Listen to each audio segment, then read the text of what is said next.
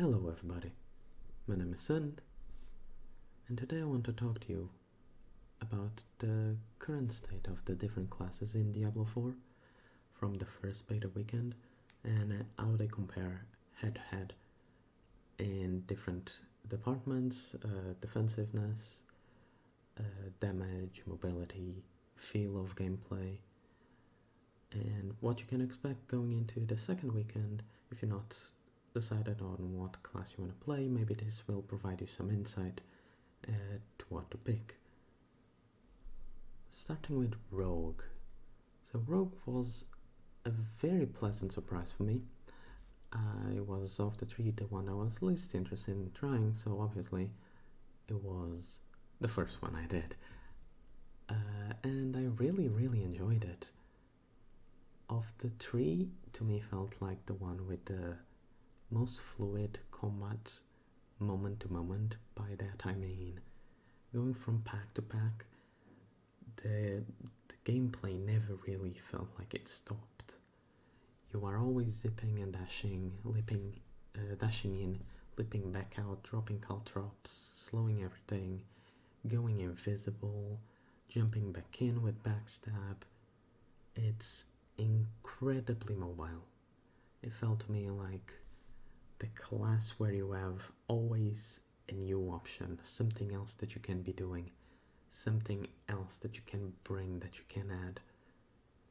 And on top of all of that, of different abilities that do different things, you also have imbuements, which bring a big variety to the playstyle, allowing you to dip into a more defensive playstyle, where you chill everything, everything is frozen, everything is slowed, to a much more aggressive in your face playstyle with Shadow Imbuement, where you're cursing enemies essentially, and if you kill them they explode and do a big AoE explosion around them, and this can lead to chaining packs very easily.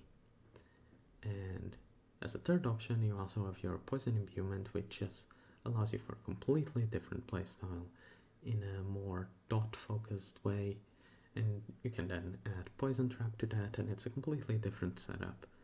Very versatile in the way that the rogue can play, on top of having also two very distinct playstyles in both ranged with a bow or crossbow, and melee using either swords or daggers.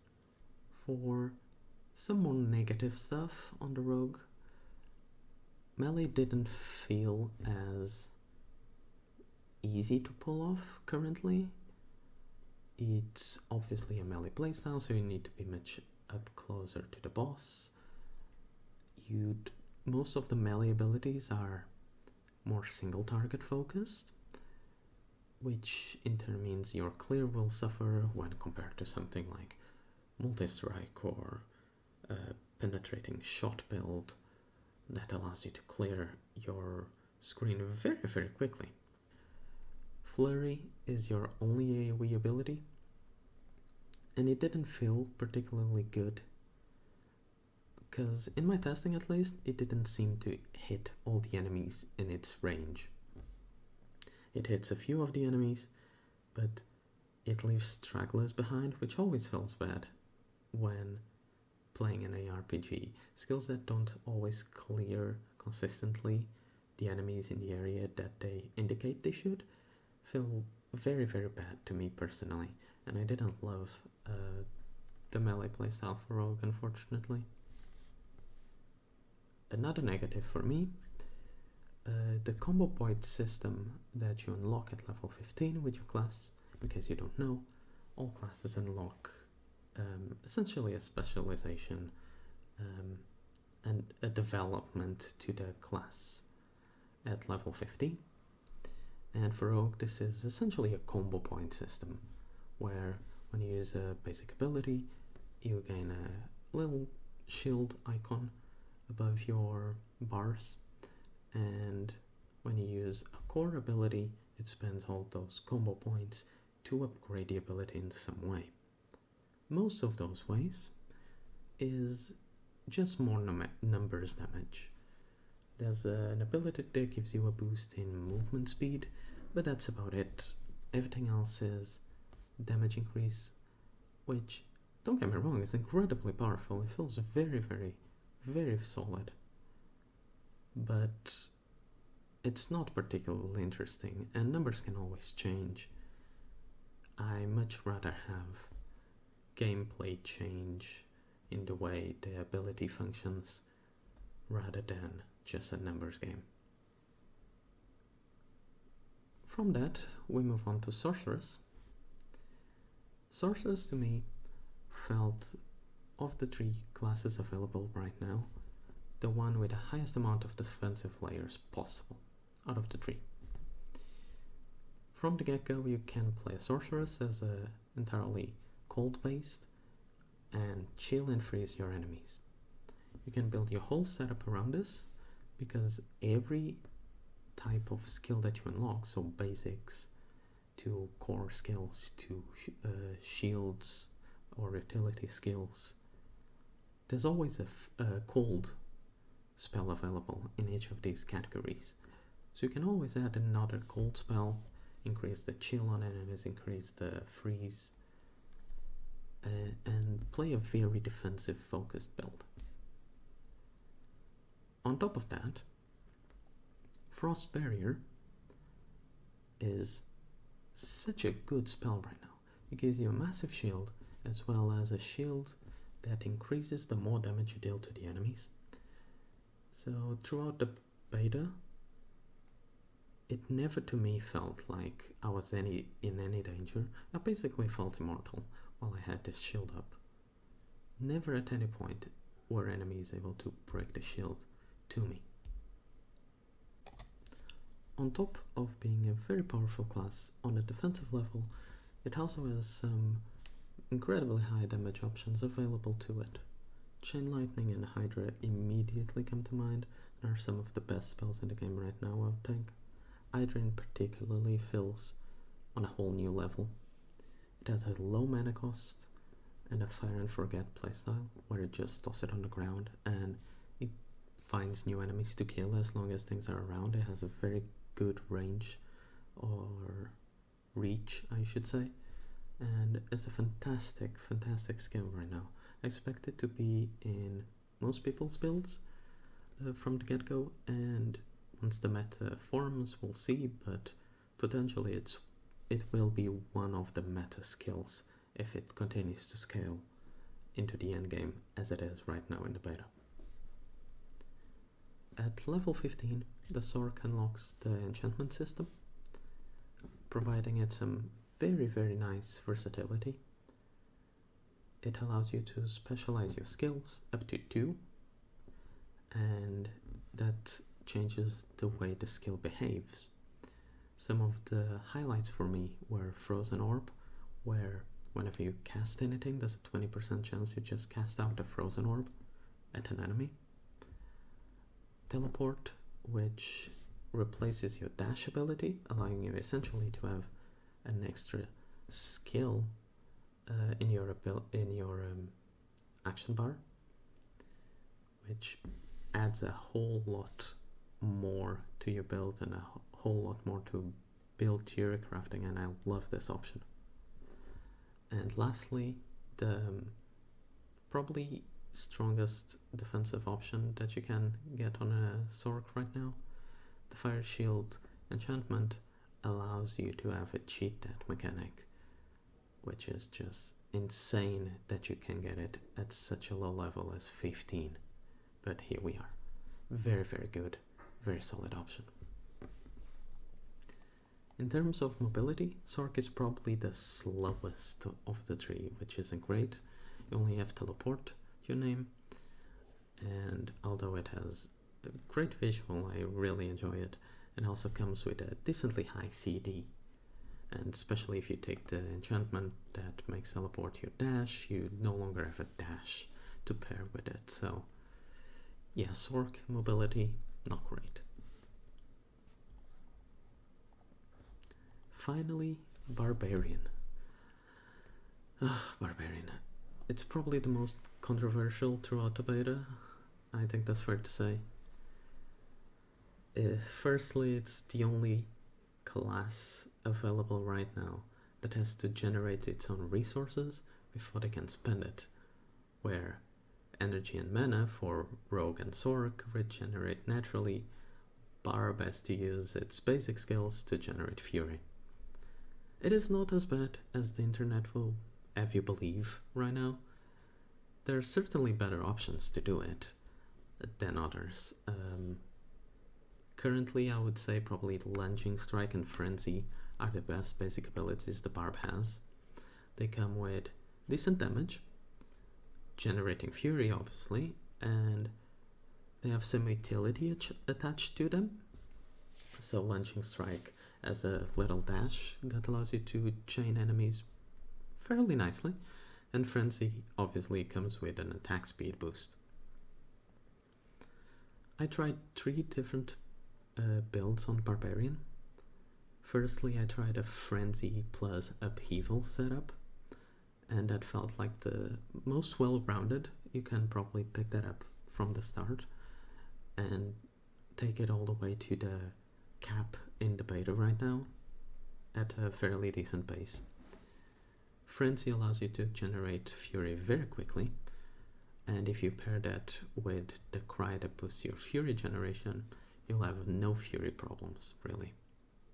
And then you toss in Upheaval with the node that increases the damage every time you use an Upheaval ability, allowing you to increase the Upheaval damage up to 80%. That's a massive increase. And Frenzy strikes 3 times per cast, so you can get that stacked very, very quickly, allowing you for a very, very solid playstyle. Very consistent, very fluid, I would say, and all in all, if you're gonna try a Barb, this is probably my recommended build from the get-go. The second build I tried was using Lunging Strike for generation and using Upheaval with the Berserking node to increase both your movement speed and attack speed. And although this one felt faster with a slight better clear, the single target suffered quite a bit, and especially until you add some abilities later on that you don't have available right away. The single target here feels a bit weak, but the clear is a bit faster and a bit snappier, I would say. The final build I tried was a Thorns setup. Really love Thorns historically, always try to make it work, and so far in the beta, pretty decent. I used a Flay, Upheaval, and Challenging Shout setup.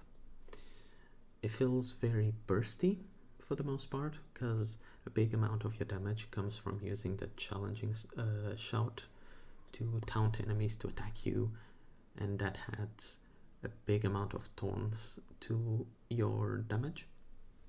However, I would not recommend this playstyle until you unlock the shout that taunts enemies.